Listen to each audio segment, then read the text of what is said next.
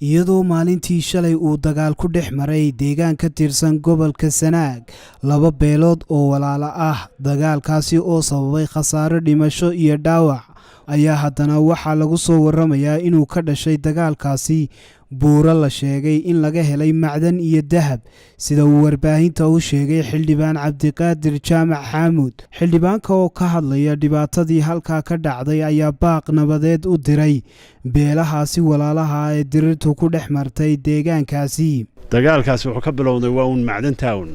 meesha ilaahay macdanta ku manaystay ee daadkii baa keenay xoogaa dahab oo dusha soo maray inahaas ay ahayd meesha iyo weligeedba wax wala wada sheer gareyn jiray wala laakiin waxa ugu daran inaad saaxiibtiin oo isku jaanis meel wada degantiin oo meeshaadii kugu qabsanayo wixii in la wada wadaago ma xumaan laakiin in la isqa qabsadaa meeshii aan dhaqan ahaan jirin anyway si kastaba ha ahaatee in la dhex galo oo la kala badbaadiyo baan soo jeedinayaa sida ugu dhaqsiyaha badan xukuumaduna hawsheeda sidii xukuumaduna ay ka gudato waajibkeeda dastuuriga shadu meeshu waa meel cidhiidhiya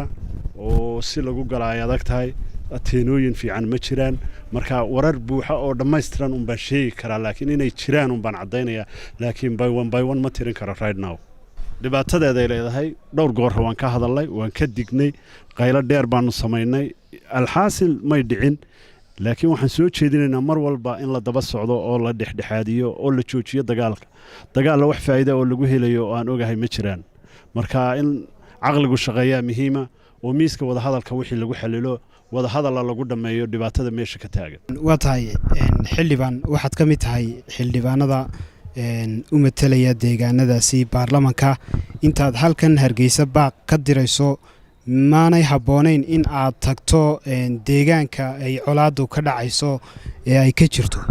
waa mahadsan tahay hadda qorshahay bay ugu jirtaa inaan tago oo qorshahayga baa ahayd inaan tago laakiin dagaalkan aan filayn marka waxaan hadda message u sii dirayaa inaan dagaalku sii fidin oo sii fogaan laakiin insha Allah waan tagaynaa hadii Ilaahay ka dhigo adeer Ali Maxamed Xuseen Ali Wacays telefishinka Saab Hargeysa daawashadaadu waa muhiim meel kasta aad joogto daawade fadlan ka mid noqo ku dhawaad 1 milyan ee ku xidhan bartayda Facebook si aad uga mid noqoto like gare sidoo kale subscribe gare bartayda YouTube-ka ee Saab TV si aad uga mid noqoto dadka ugu horeeya ee hela wararka barnaamijyada iyo warbixinaha aan idin soo gudbino meel kasta aad adduunka daafihiisa ka joogto la soo deg abka Saab TV sidoo kalena booqo website-ka saabtv.com fadlan nagu xidhnow